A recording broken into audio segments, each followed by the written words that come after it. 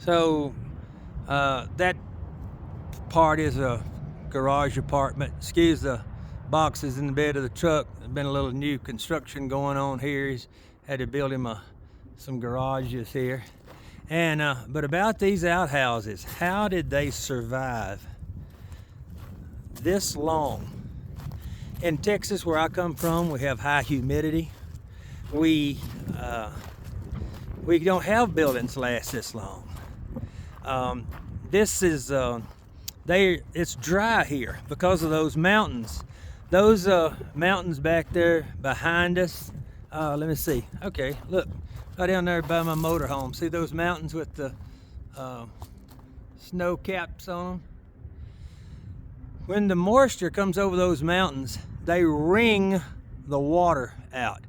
That's why they get so much snow here up in the mountains, but right here it's basically dry. It's called a high plains desert. It's actually called a desert area. It's they got cactus and stuff like that, but that helps preserve woodwork. That's why up north your barns and things last 100, 200 years, but not for us in the south. Every night we get a heavy dew on our wood, and it makes it deteriorate and rot quick. While I've been here visiting, we've had a good time, and went to Telluride and had a good snow up there and everything, but been skiing Monarch here. So these outhouses, when my son bought this house, he goes, "Oh my, we got to get rid of those." I'm like, "No, please don't get rid of those. Do not." They've shoved them out of the way for the construction of the garage, but I'm like, "No, man, you don't want to get rid of outhouses that was for a school in the 1800s. These might be the oldest outhouses around, and for some reason somebody put locks on them. I took them off. That was there when the locks were on when I bought the place, when he bought the place, not me. And so I'm gonna show you inside as we go up here. And here's an example of this cactus that I'm telling you about. That's all little cactus all over the ground. As we go up here to it, we see that this one here, it's somebody stored some brick in it. I assume it's some of those older original brick that they wanted to keep in case they ever have to do anything to it and tie it in or match it to the construction. But this is an outhouse, and I tell you what, this one built before Grandma's was back in Texas, but it sure is snazzy. This is fancy. Got a lid on it. I'd never seen an outhouse where I come from with a lid on it. We just didn't see no need for them, I guess. But I always had running water. I was born in '54. We had running water at my house, but my grandparents had an outhouse for quite a while. Actually, her outhouse, grandmother's outhouse, was a two-holer. And you go, "That's strange." Well, you know, you could go get your ketchup on your vesting or whatever, you know, and it was out. It would be so cold in the wintertime. It was out of like 200 or 300 feet from the house, and to keep it from smelling, and they'd throw lime on it. But you know, this is something here I've never seen before on this one. This is a ventilation system that comes out of the back, and it's made out of wood, of course, back then, across here. And what that does, I assume and figure that there's a vent here on the side, and there's a vent on this back side as well. So you catch a little breeze and it goes through there and takes the smell out and disperses it. And here's another place where the smell would go, and the ventilation. So that is really something. That's like I said, we didn't have them this fancy with ventilation. And I remember every once in a while we would take and throw some lime on them. And I don't know if this is the boys or the girls. They look just alike, and no signs left on them anymore. So we'll go over here and check this other one out. And oh, this one's pretty neat. Pretty neat. Old broom down in the bottom of it. And built the same way.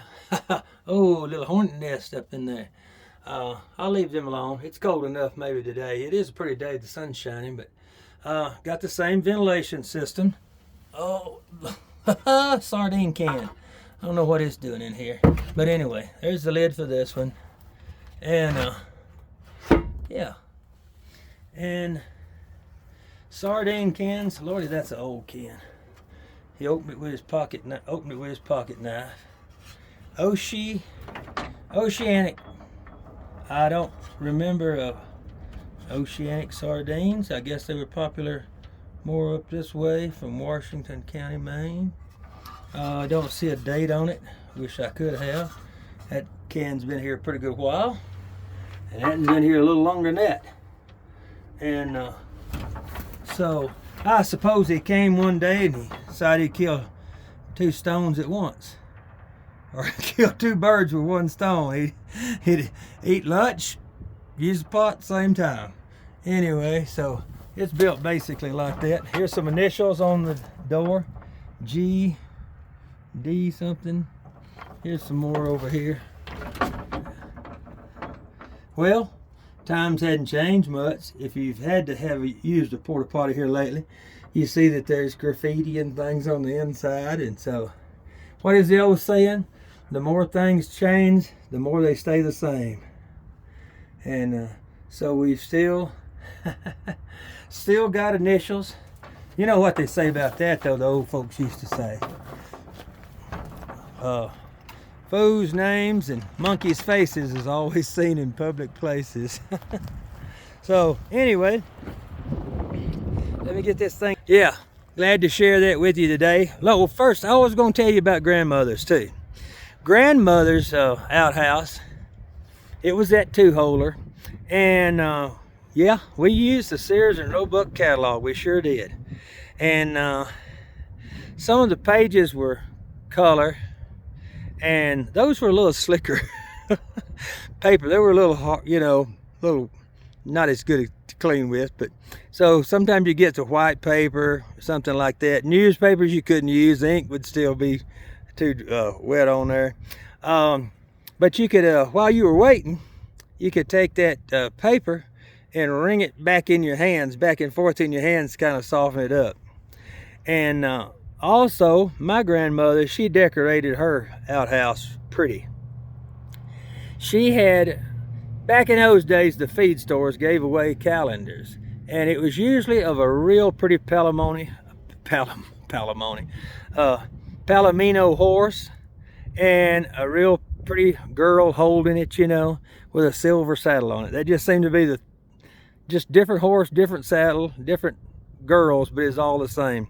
And she saved all them, and she put them over the years, and she put them on the wall. And there was a few pictures. Now that this is funny, come to think of it, she did have a few pictures of the mountains on there, and we lived down in East Texas. And here I am in East Texas talking about that 60-something years later now. So anyway, but also she had those pictures all the way around. She had it decorated real pretty, and you had time to either look at the catalog or you could look at all the pretty horse pictures on the wall. And of course, if you went two at a time, you could catch up on your conversations. A family spending time together, or two kids together, or whatever. But yeah, that was crazy. People used to laugh, say, a two-holer, and we go, yep, sure enough. Well, anyway, that's where we're at today. Me and my old buddy Rowdy. I wouldn't have come without him. Don't worry about that. He's around here. He loves it up here. It's cool up here. And he had a little old heat stroke. He got too far from the house one day, and I was calling him, and he come running so hard he actually passed out from it, and stayed passed out for a long time. I was scared to death. And but anyway, he's doing good now, and he loves it up here. He can run around in this cool weather. He likes that. Well, I'm glad you joined me for another. And if you don't know about outhouses, Ask your grandparents. Unless they lived in the city or they lived out in the country, they know about them outhouses. Y'all have a good day.